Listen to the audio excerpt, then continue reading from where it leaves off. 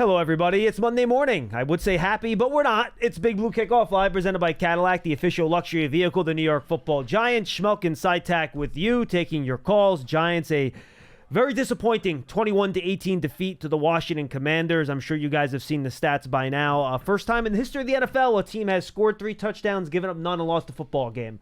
So, needless to say, a frustrating loss for the Giants. Mr. Sytak, how are you, sir?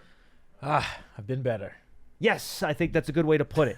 All right, we're going to hit on a few things, and then we're going to be Giants therapy session today. We'll let you guys call in. You can make your points. Probably not going to argue with a whole lot of you. We'll let you go, and we'll take as many calls as we can. But I want to hit on a few things. I did finish my watch through the game today. I did not finish all my advanced stats and everything. So I'll have more of that for you tomorrow when I'm on with Casillas. But we want to get through some of the basics today. All right, first things first on the kicker thing, because that's taken most of the attention over the last couple of days. If you guys think, out of an abundance of caution, they could have elevated Mikatamne, and that is, by the way, how you pronounce the last name. I've seen a lot of other names thrown out there, the way they're pronounced the last couple days. I've just been calling him Jude. Yes, I think that's also a good way to do it. But if the flip card pronunciation is to be believed, then I'll let you take a look to see if you think I have it right or not. But I believe it is Mikatamne, and if you think he should have been activated out of an abundance of caution, I get where you're coming from. But this is not just... I talked to people here today, too. They consider Graham Gano healthy to start this game. I know he was on the injury report for a groin. He wasn't questionable for the game. He was just listed. He was considered healthy for the game. They put him out there to kick. Do you think they should have had him active as a caution? Fine. You think they maybe should have not had Gano kick off? Fine. I get where you're coming from. I get it, okay? But the Giants considered him a healthy player for this game. And I think that's where the disconnect is coming with a lot of the questions. Even though he's listed with a groin, he kicked the ball well in pregame warmups. We heard from Graham Gano after the game. We played it on the radio on FAN in the postgame yesterday. They thought he was a healthy player. They believe the hamstring was unrelated to the groin that he suffered on the opening kickoff. How about you don't give up a 100-yard kickoff return? How about that, by the way? And that hold had nothing to do with it, by the way. It was away from the play. He would have returned it whether the hold was there or not. So I get it. If you want to call and talk about that, you can. But this is a medical deal. We don't know what Gano said to the trainers, what the trainer said to Dable, what that conversation was like. So it's hard for me to really comment on it either way. So you're going to have your opinion. That's fine. But they felt Gano was a healthy player. If you have a healthy kicker, you do not activate a second kicker. And I think that's the way they looked at it. Yeah. I mean, look, I'm not a doctor. You're not a doctor. My dad's a doctor, but that hey, let's get him on the line. Doesn't do much. Let's get him on the line. But the groin and hamstring, like, those are two different injuries. And look, they're two separate areas. And we know biomechanically one could be related to the other, but look, guys play with little things all the time. Yeah, look, like, is there a chance, like, because his groin wasn't 100%, that, like, he was favoring, the other leg maybe a tiny bit more? Like, yeah, that is possible. Again, I'm not a doctor. I don't know, but Graham Gano has been in this league for how many years now? 15-ish years. And he seemed to tell the coaching staff, I'm good to go after his warm-ups. And so this whole situation occurred because of a play that frankly barely ever happens. You don't see many kick returns for touchdowns, even though it got called back. Well, you might have more now with the new kickoff rule, but that's yes. True. Mm-hmm. But it's still, that is a play that more often than not does not happen. It's sort of similar, to...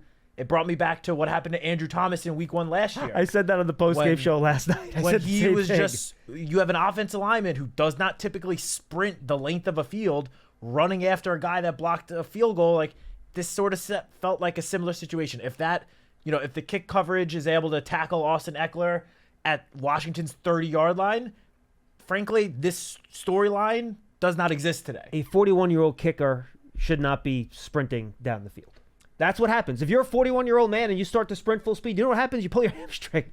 And odds are it would have happened even without the prior groin injury. But again, if you guys are upset about that, I understand where you're coming from. Matt understands where you're coming from. We get the argument. If you want to call and talk about it, we can. I'm not going to go back and forth with you on it because, again, we're not privy to those medical conversations before the game. So if you want to call them in, that's great. We're not going to argue with you now, okay? Just giving you what the perspective is coming from the Giants side of things heading into the game. Now, I don't even think that was the reason the Giants lost the game. Nope. Because if you have a healthy field goal kicker, and I'll take you through this very quickly, all right, you lost 3 points because of the missed extra point and the two two-point conversions, right? Well, the Giants had a 4th and 4 at their own 30-yard line on their 3rd touchdown drive of the game. If they have a healthy kicker, they're kicking a field goal. They're not going for it, all right? So if you add those 3 points and then you add the 2 extra points you missed, but you take away 4 points for the touchdown, you're really only gaining a net 2 points out of it, all right? So you still only have 20 points and you lose 21-20 instead of 21-18. So in the end, to me, the kicker thing isn't what decided this game, because you're going to play that 3rd scoring drive differently. If you have the healthy kicker, you're going to try to kick that field goal instead of going for it on that, 4th and 4. I think it was from the 31-yard line or something like that. All right? Guys, this was a defensive issue. You cannot allow a Washington Commanders team to score on every single one of their drives. The Giants did not force a punt. The Giants did not force a turnover. The Commanders scored every single time. And yes, was the red zone defense good? Sure. Do you know what? One reason was the red zone defense was good? The Commanders committed 4 procedural penalties in the red zone. You know what the Giants defense had nothing to do with? 4, I think 3 of them were false start penalties and 1 was an offensive hold. The offensive hold they had something to do with, but the 3 false start penalties they didn't. So you cannot. The offense only had 7 possessions, Matt, because the Commanders held the ball for 38 and a half minutes during the game. This, to me, 10 times out of 10, the first issue with this game, and if you heard from the defensive players after the game, which you heard from on our post-game show, they know it. They were not happy after the game.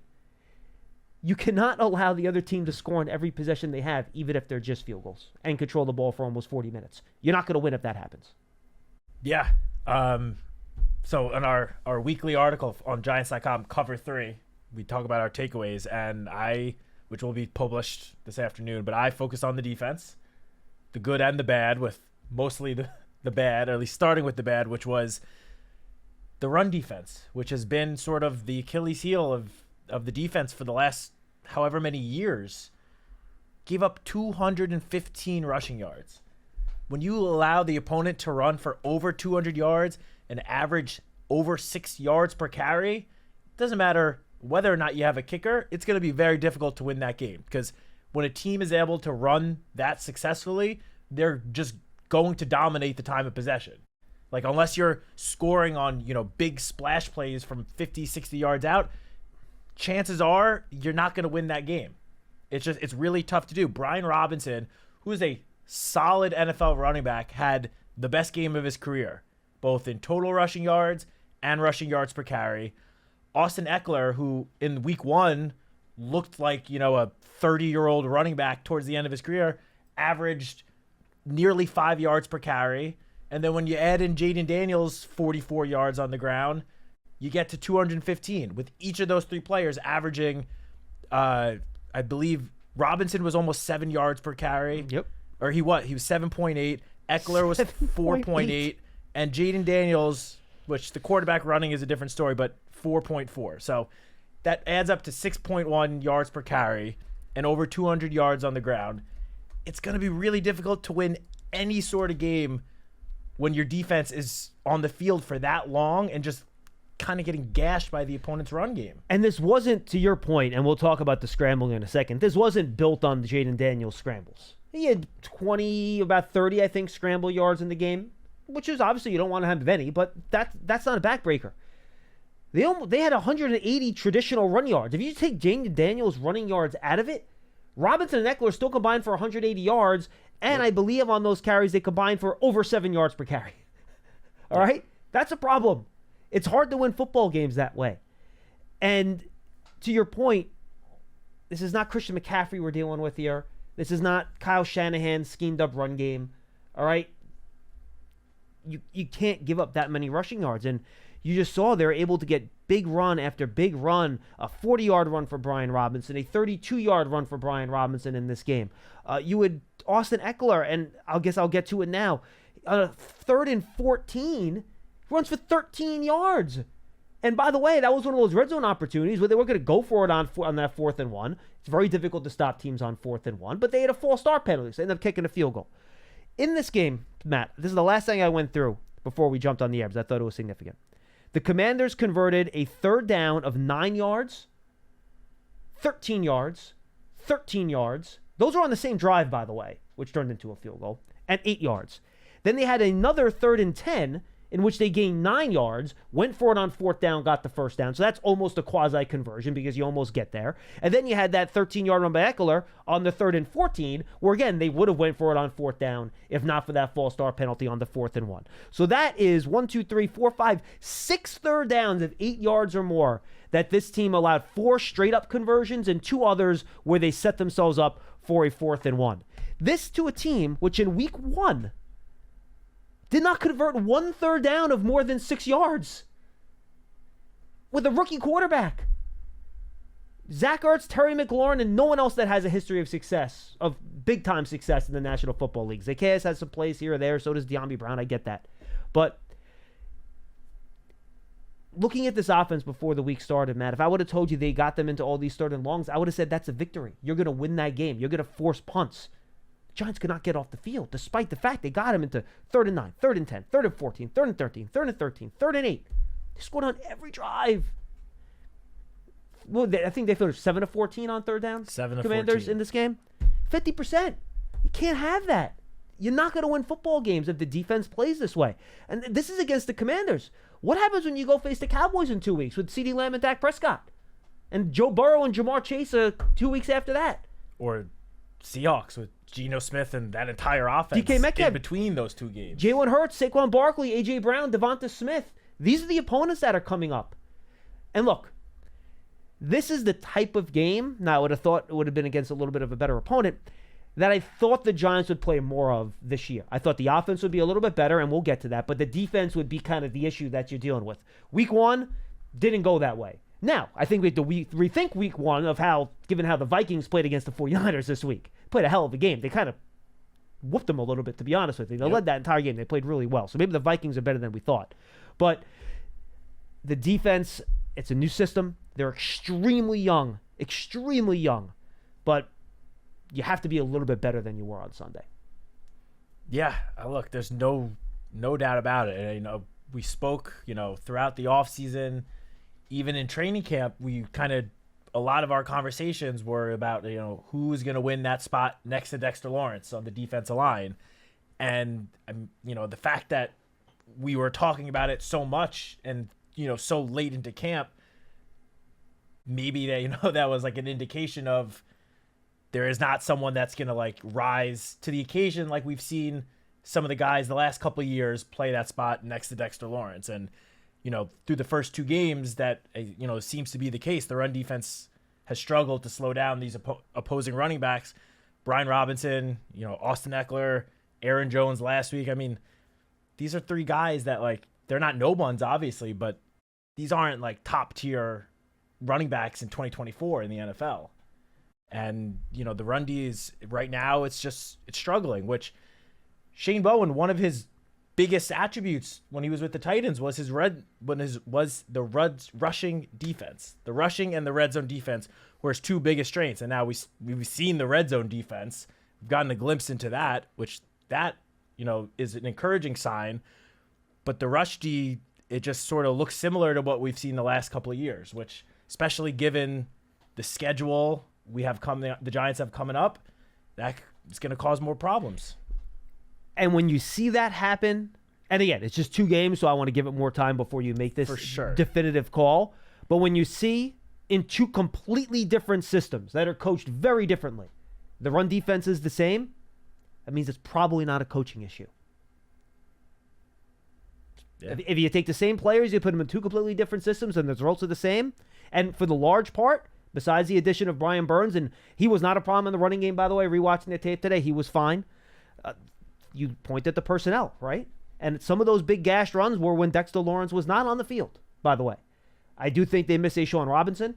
He was good against the run last year. I think that hurts a little bit. But, look, it has to be better. And then in the secondary, Noah Brown can't have space where there's nobody within 15 yards of him on a 3rd down.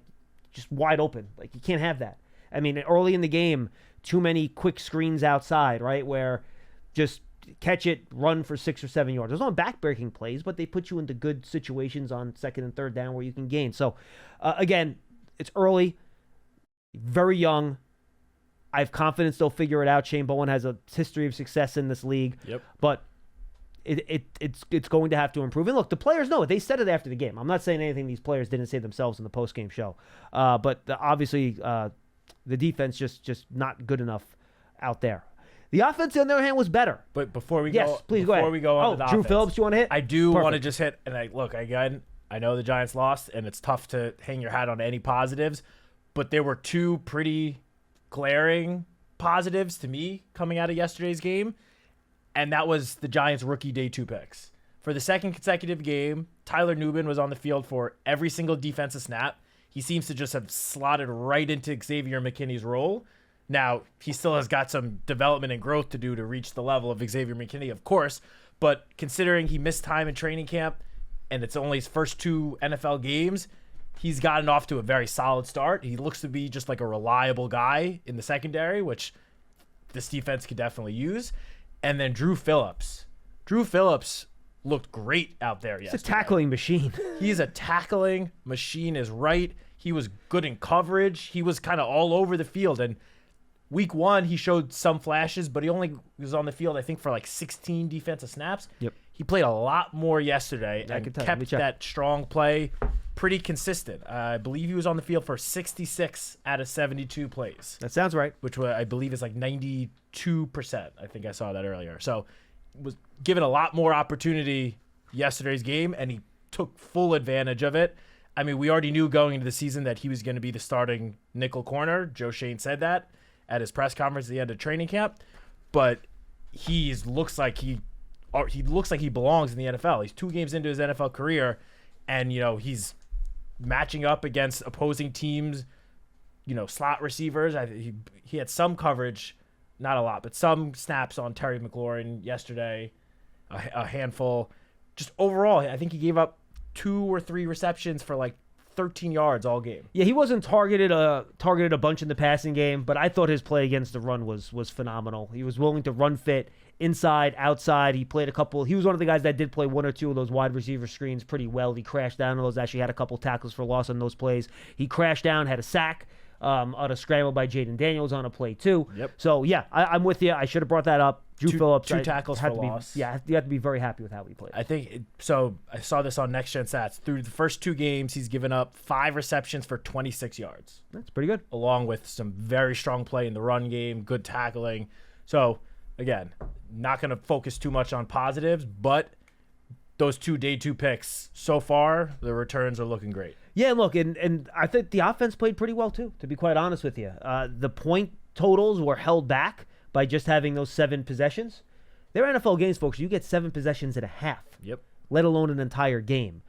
So in those 7 possessions, they had 3 touchdowns. They had 2 punts. They had 1 possession ended by that Devin Singletary fumble, which is a shame because he played really well. 10 forced missed tackles according to Pro Football Focus, over 70 yards after contact. Played a really nice game. That fumble was a killer. In a game where your defense wasn't getting the stops you needed, you have to take advantage of every drive that you have, and that ended one of those drives for the Giants. And then, of course, you had the Malik Nabers drop on the sideline, which is a shame because otherwise he had an unbelievable game, 10 catches, more than 120 yards, a touchdown. Daniel Jones quickly figured out, all right, if he's one-on-one, I'm going to him. I do not care. And it's not a bad strategy, given all the yards after the catch he garnered in that game. So, again, I thought the offense was efficient. Was it perfect? No. I mentioned the Singletary fumble. There was a 3-and-out where I thought Daniel was a little errant on a couple passes. He was late on some throws, even when he completed them, but he was so much better than week 1. I thought he was much more accurate. You could tell the footwork and stuff like that was so much better in terms of that solid base we talked about at the end of last week in the media avails that he had. He was accurate with his balls. Nabers, again, played really well, except for that drop, which, good for him. He stood in front of the media and took the heat for it. Let down my teammates. Very mature reaction to that play by Nabers at the end of the game. So, for me, Tack, the offense, was I, blown away? This is the best offense I've ever seen. No, but they were certainly good enough to win the ball game. Yeah. So, a few points that I want to hit on. I want to start with Malik Nabers. On the field, obviously, the production was through the roof. He looked great. Obviously, he had the drop, which ended up being a costly drop. But prior to that play, you could easily see why the Giants took him with the 6th overall pick, why some people had him as the number 1 receiver in the entire draft over Marvin Harrison. he was just electric. Who also had a pretty good game yesterday, by the way. He did. Once Malik Nabers got the ball in his hands, though, like, look out. Yep. Look out. And so he was great. But the thing that impressed me more than anything he did on the field, and you mentioned this, was how he handled himself in the locker room after the game. He did not care that he had 10 receptions for, 127 yards, a touchdown. Youngest player ever with 10 receptions, 100 yards, and a touchdown. Youngest player ever, 21 years and however many days. He didn't want to talk about any of that. All he could focus on was the drop. And he took full accountability for it, said, this is on me. I let the veterans down. I can't, he said, I can't believe I did this to Dex, to Burns, to Isaiah Simmons. I let my team down.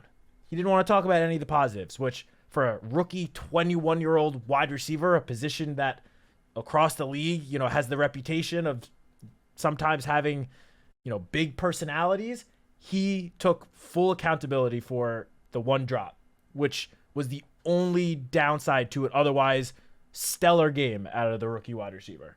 So kudos to Malik Nabers for that. That has me really encouraged about just his future overall.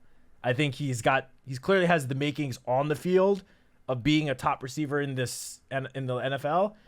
And I think he kind of showed with how he handled himself in the locker room after that he's got the makings to also be just a great leader, which is something, every team could use more of. To Daniel Jones, as you said, I thought he played a pretty good game. It wasn't, eye-opening numbers popping off of the page stats, but the Giants did not lose the game because of how Daniel Jones played. He did almost all he could to help the team, put the team in a situation to help them win a ball game. I thought he looked pretty good again.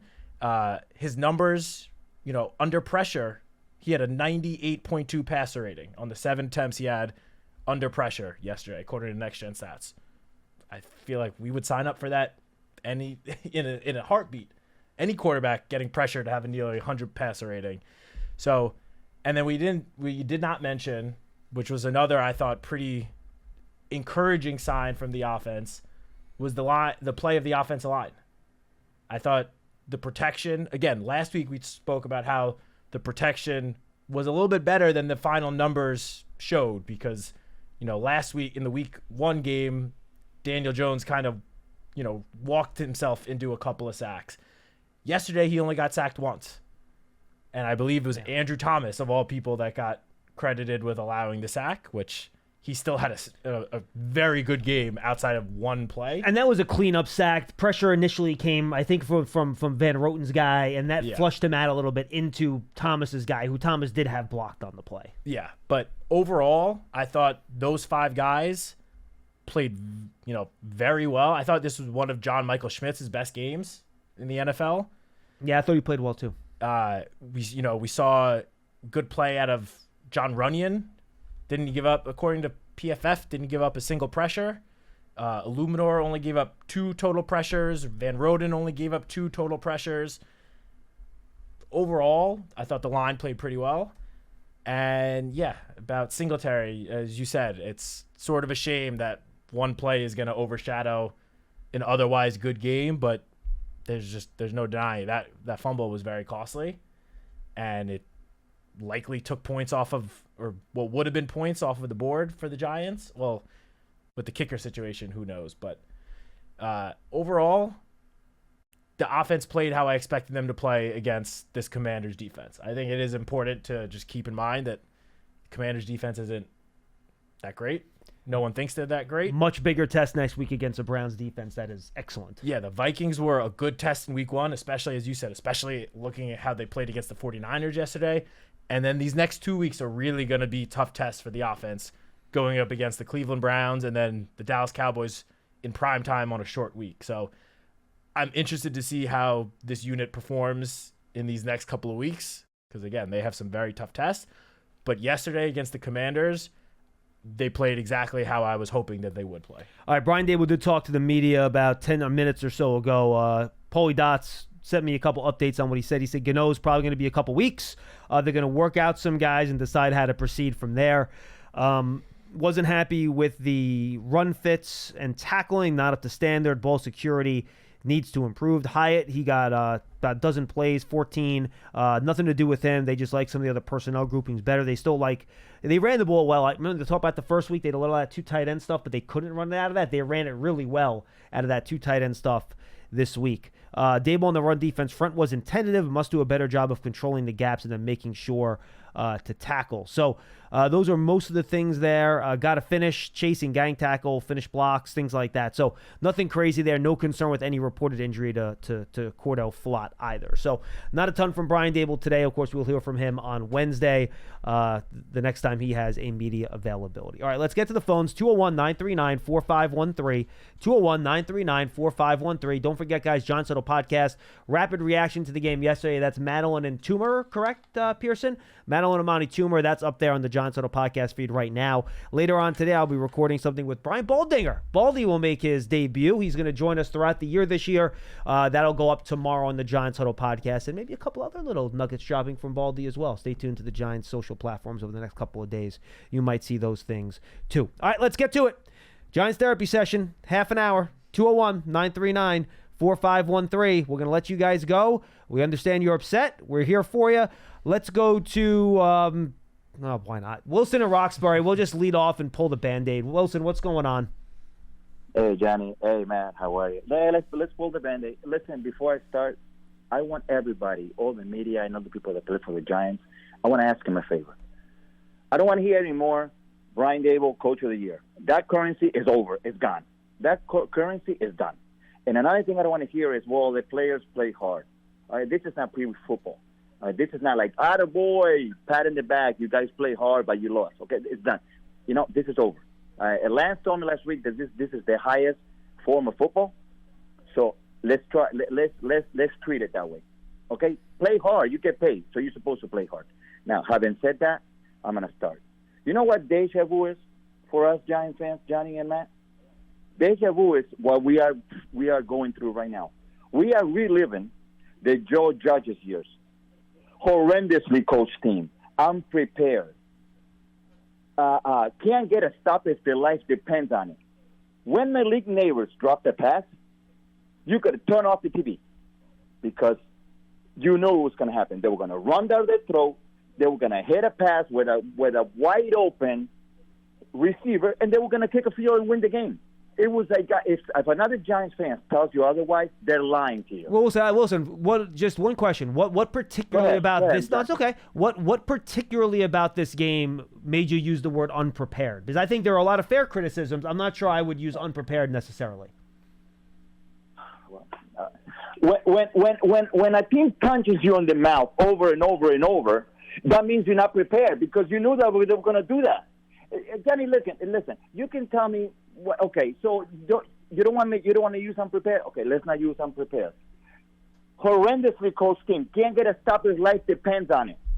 They have no identity. The Giants, we have no hope, Johnny. After 2 games, we have no hope as Giants fans.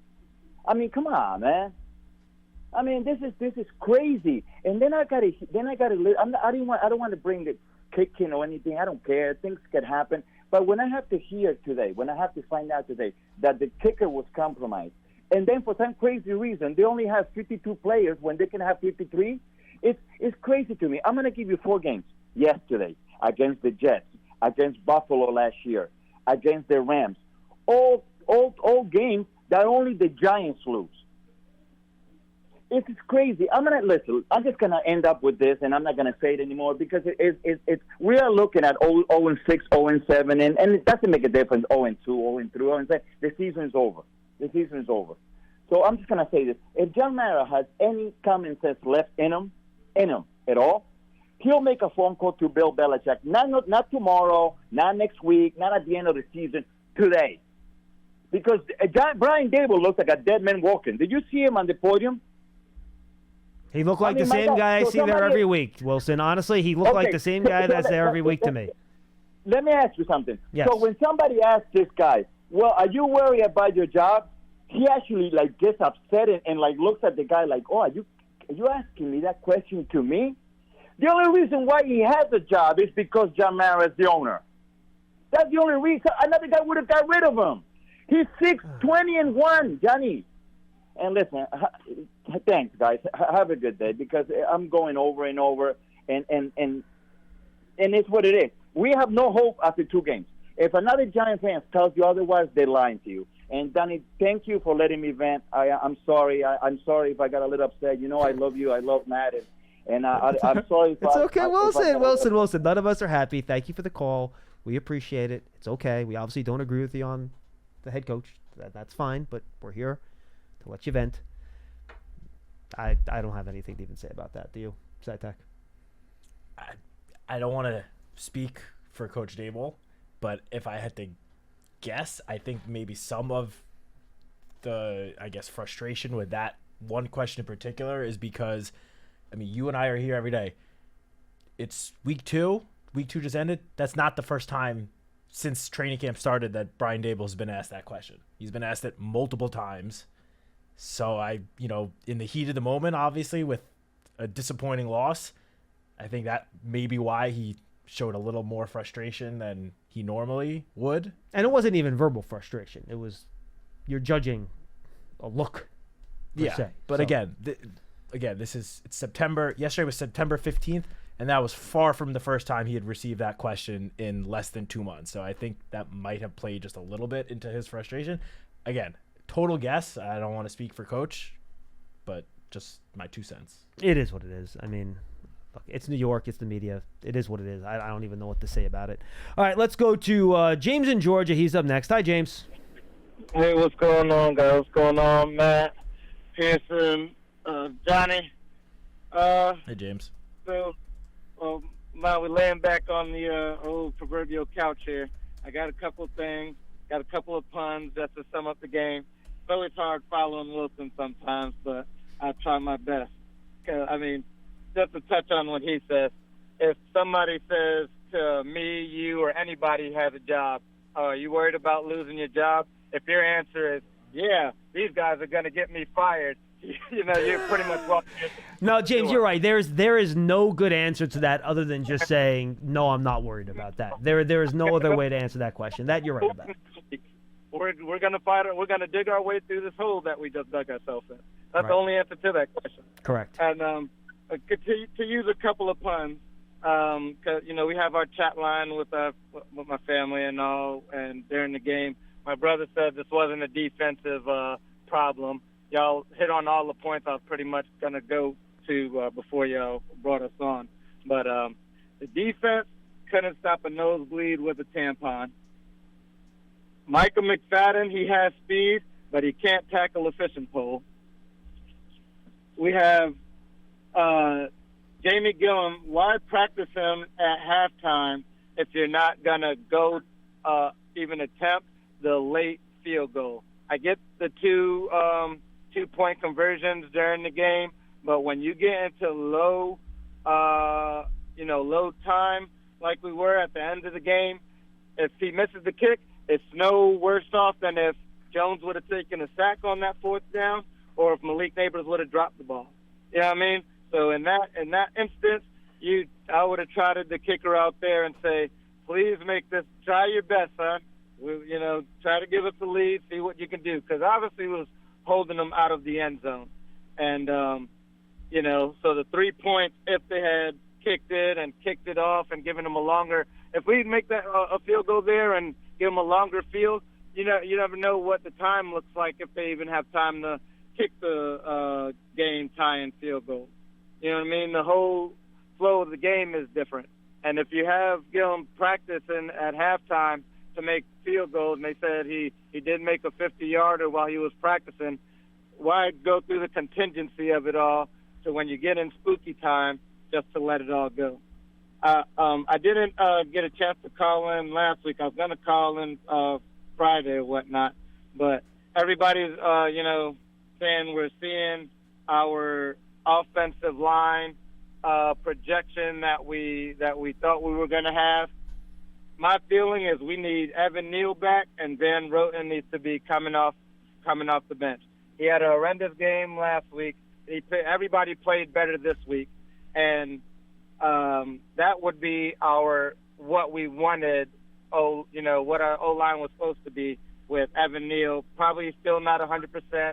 I don't know that. We don't. James, know I'll that. say this, James, real quick, and appreciate the call. I want to try to get as many people as I can here.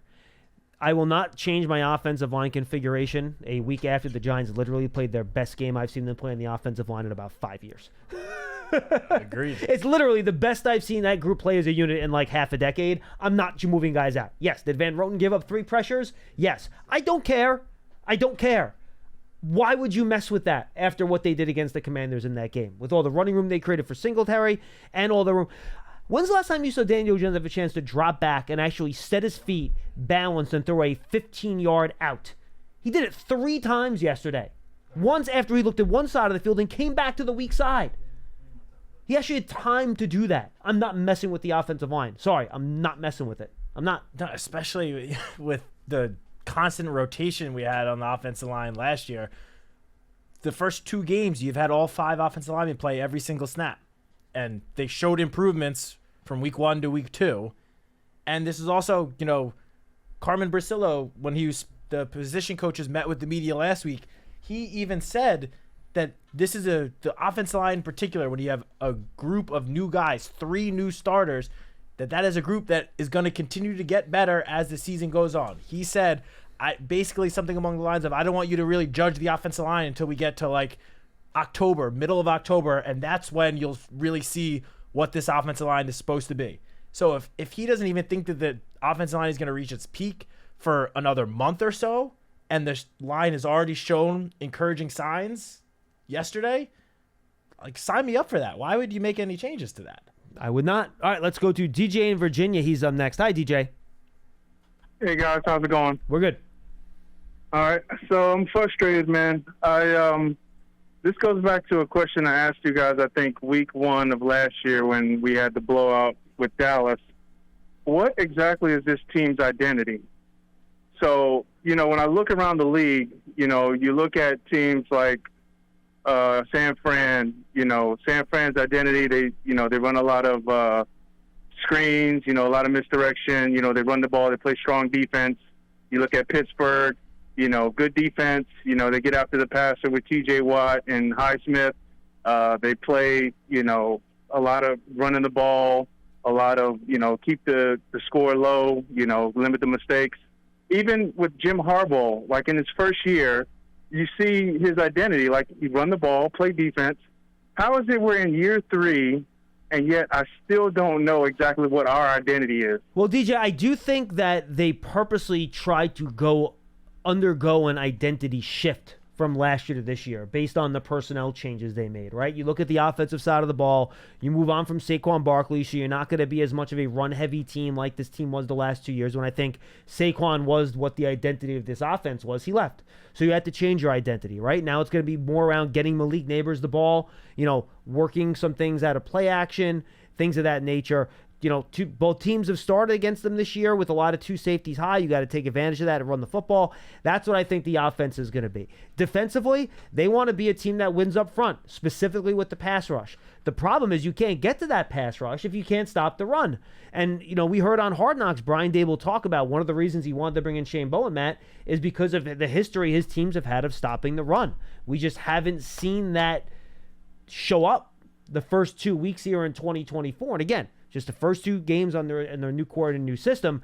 But I don't think you're going to see that identity on defense, which I think is getting to the quarterback with your front 4, really show up until you do the, blue collar work first, which is stopping the run on early downs. For sure. And again, I don't want to give any excuses, but just keep in mind that one of the starting inside linebackers did not play at all in week 1 because he was still coming back from an injury, and Micah McFadden, who turned around yesterday and was the team's leading tackler.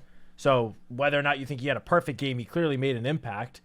And then in terms of yesterday's game, again, it's not an excuse, but any defensive coach will tell you that it is a little tougher to stop the run game when you have a quarterback like Jaden Daniels, who is so much of a capable runner. I mean, there is a reason why the Baltimore Ravens, the last couple of years since Lamar Jackson's been the starting quarterback there, have had the highest yards per carry of any team in the league.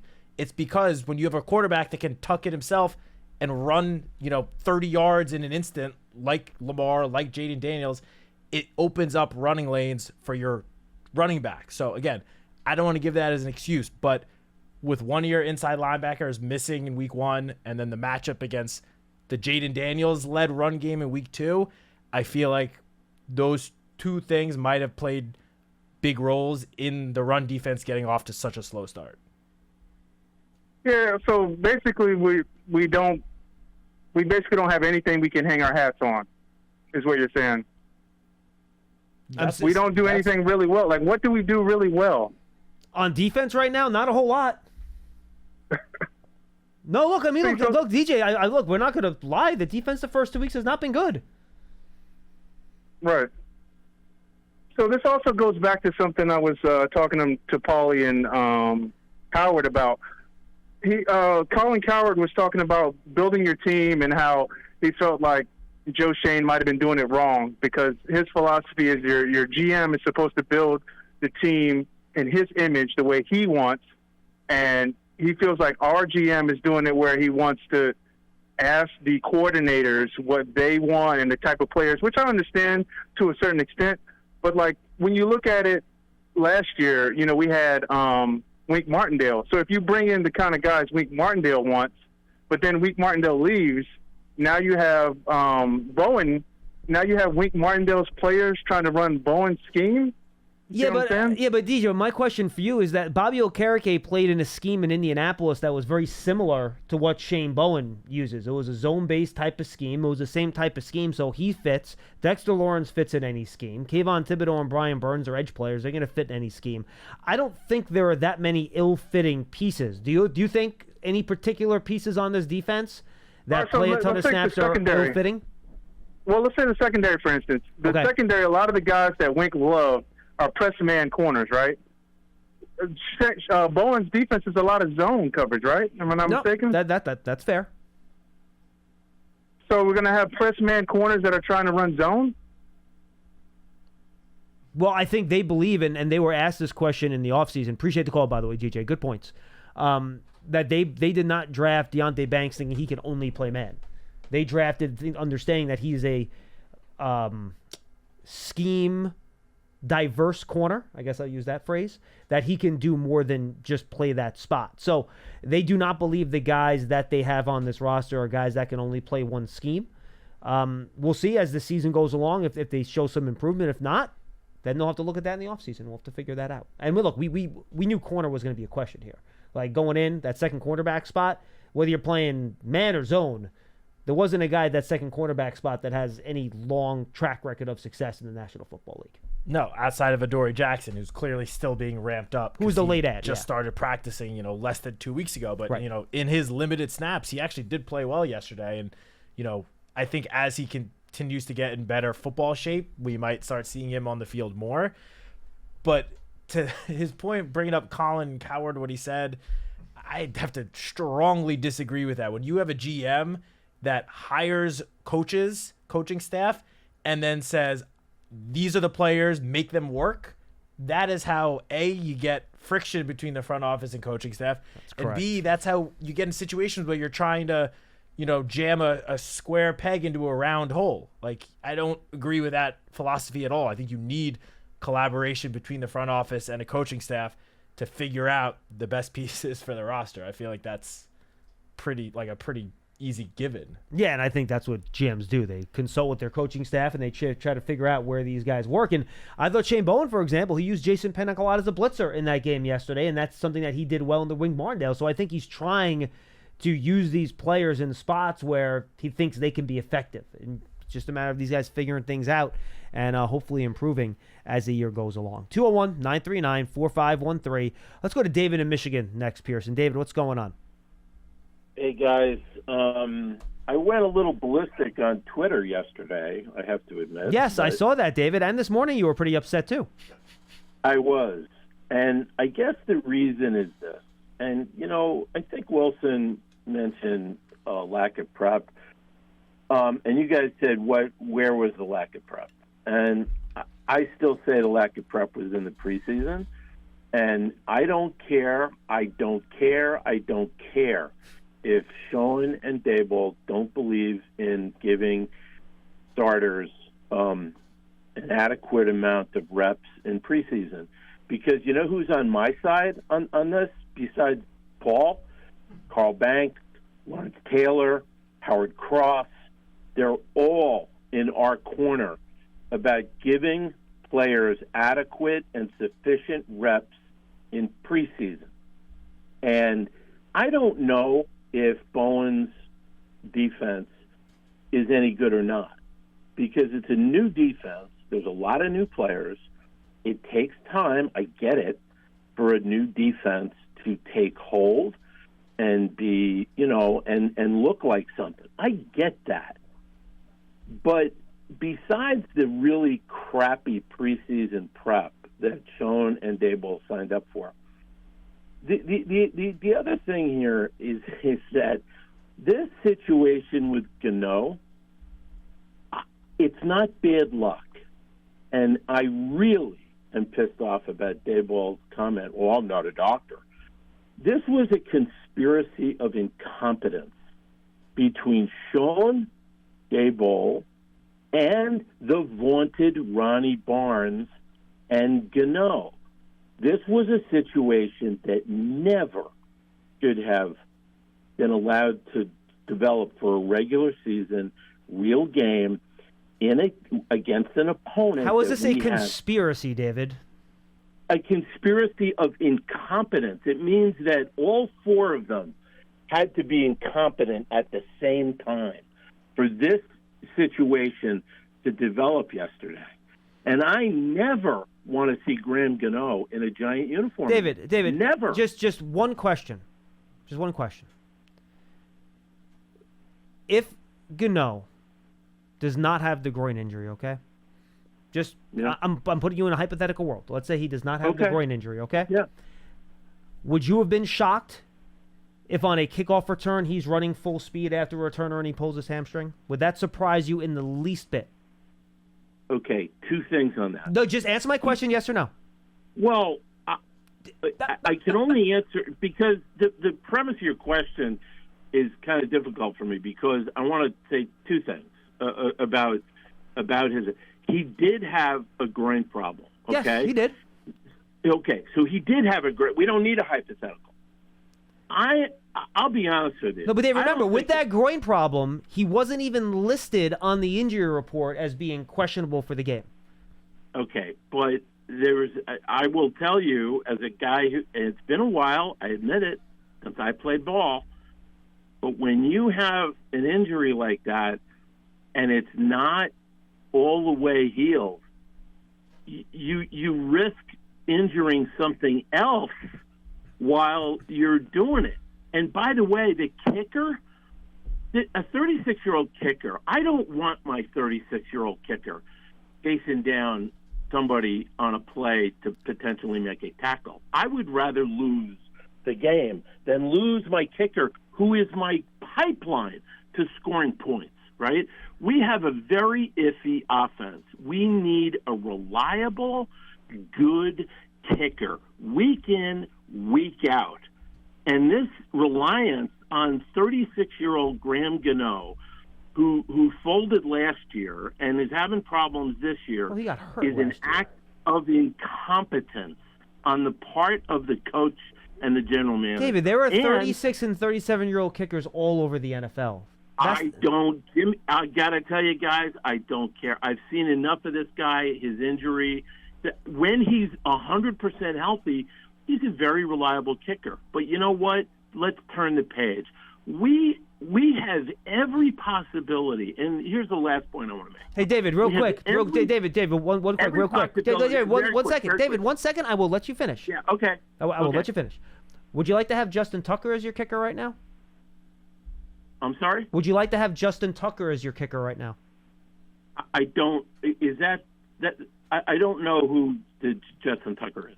Justin Tucker might be the best kicker in the history of the league and probably the best kicker in the NFL, and he is 36 years old. My point is that Okay, 36 for a but kicker, and Gano's 37, by the way. That is not considered extremely old. But That's the only point I'm making. That is a hypothetical not available to us. No. But David, that's not the point I'm making. The point I'm making is that 36 or 37 years old is not necessarily old for a kicker in the National Football League. I'm That's also all I'm talking saying. about a guy. I'm also talking about a guy, and I realize kickers kicked into their 40s. Okay, I get it. But this guy he's had a lot of injuries. We are so dependent on a reliable, decent kicker, given where we are on our trajectory, that I'm done with Graham Gano. I don't want to see him in a giant uniform anymore. Now, let me just one last thing. Yep. It is abundantly clear to me that we have every possibility of going 0-17 this year. We really do. Maybe we'll beat the Panthers, maybe. But so I'm like, I don't even want to watch these games live. You know, I want to watch. I'm going to watch them on tape delay, I think, because all I care about is positioning us for the best draft picks next year. Because there's nothing else. We're not going to beat any of these teams coming up. David, the team, no NFL team tanks. That's not how this works. No. I'm not. No. I don't want to tank. I am never in favor of tanking. What I'm saying is, I look at our schedule, and I would never tank. But my expectation is that I see one game on the schedule that I feel confident we can actually win. And I'm going to say something positive. Some of these draft picks, like Drew Phillips, Malik, some of these other guys, fantastic. What a promising squad we have.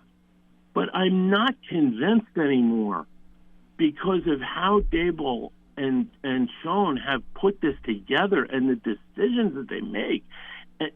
I'm not convinced that this is the regime. So I'm all in. Like, I've had it. I'm not wasting my Sunday afternoons anymore watching these games live. If they happen to turn in a good game, I'll watch it on tape delay. But I'm not going to tell my family that I'm out off limits during Giant games anymore. It's not worth it. David, I understand your frustration. Thanks a lot for the call. We appreciate it. Anything on that? I do just have to point out, because it was bothering me because he mispronounced his name about 6 times. It's Shane. That's the only thing I have to say. And I'll just throw this out there. You talk about Graham Gano's injury history.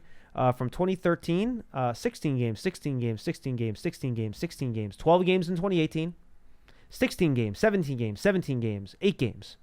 So last year was only one of 2 years in the last 11 of Graham Gano's career. We did not play in every game. And last week he was 2 for 2, including a 50-yard field goal. Yes. And looked like his normal self. Correct. And again, we understand if, you think you should have the other guy active as a contingency or not going to do kickoffs. I get all that. That's fine. I understand where you're coming from on that. But and they also just signed Gano to a contract extension right before last season, so you're not just going to let him go. Yeah, I mean, again. He had literally one of the best kicking seasons in the history of football in 2022. Yeah, the kicker situation yesterday, again, as you said, as we said earlier, I can understand, some frustration behind that. But to say that Graham Gano should never kick for the Giants again, I think is a bit of an overreaction. I think that's a little strong. Let's go to Len in Columbia, Maryland. Hi, Len. Hey, guys. How you doing? Could be better, Len. How are you? Oh, boy.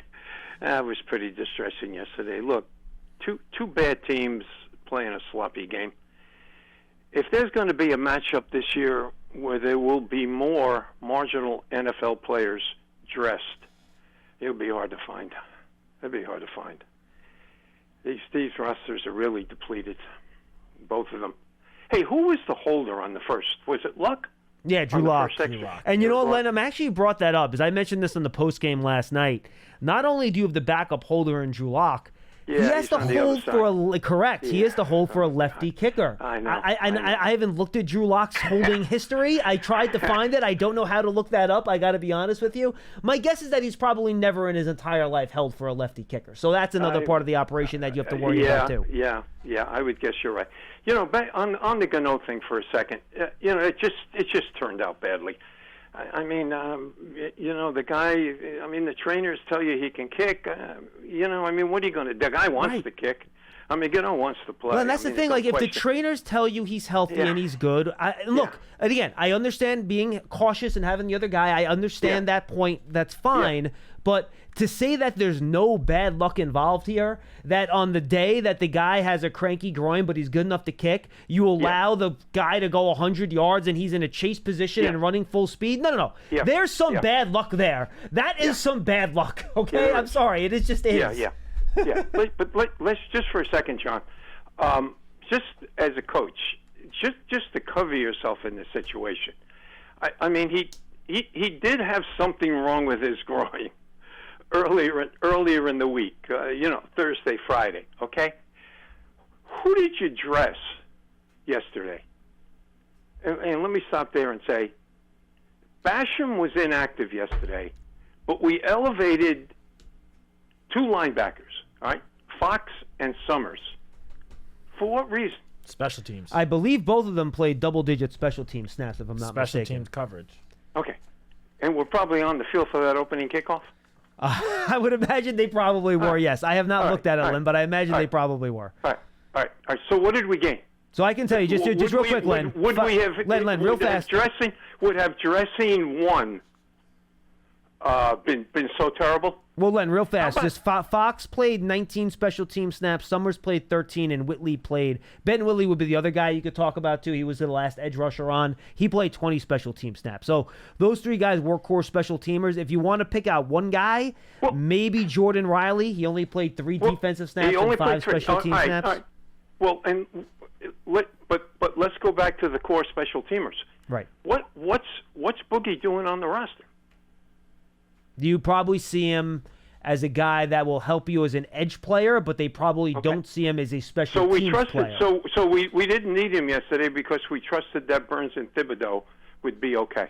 And Ojulari would be your 3 primary edge guys, and you wouldn't need them on the field on defense. Okay. Correct. Yes. I hope you're starting to get my drift with this. And with the third string nose tackle, I mean, that was so critical. Len, to your point, if that's the argument people are making, as a caution, having the guy there as a just in case, I get it. That's the thing I'm having. That's the thing. I get it. You just kick it in the end zone. I mean, what he's known for is the strong leg, right? Right. I mean, at Rutgers, that's what he did. Right. I mean, he wasn't even the star. I mean, let's not make the guy out to be, he's going to make field goals. He's going to make every field goal. And Len, by the way, you make a really good point there. For people that don't realize it, he was pulled. He wasn't Rutgers' primary field goal kicker last year. And it could be that was part of the decision. I mean, they do see him in practice.